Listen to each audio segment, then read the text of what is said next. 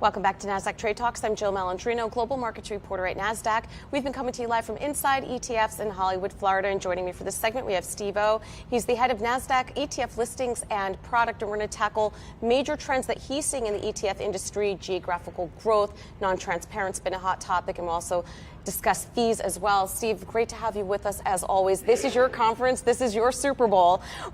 What are some of the major trends that you're seeing in the space? Sure. No, thank you, Jill. And yeah, some of the major trends I would say is that I see every likelihood that the ETF industry will keep growing. Investors have a lot of confidence in the ETF structure for its liquidity, tax efficiency, as well as also the low cost. And so we continue to see interest, new product development, because the investor demand is there. The other big, call it trend that I'm seeing is also, because of some recent regulatory enhancements, that fixed income ETFs are going to be a hot topic for both investment and product. And then finally, ETFs are expanding. We're going global.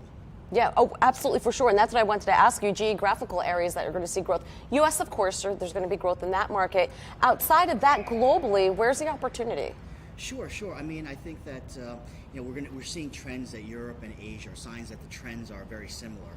Call it Europe being a few years behind the U.S. markets, Asia as well, maybe being a few years behind Asia. So we're actually kind of seeing some of the same playbooks, which is a greater adoption of ETFs as investors see that value proposition in Europe, and then Asia as well is really starting to see that value proposition as investors are looking to diversify their portfolios and use ETFs for their advantages. All right, newly approved semi-transparent ETFs. How's it been received by the industry? Sure, and it's getting a lot of press. People are very excited.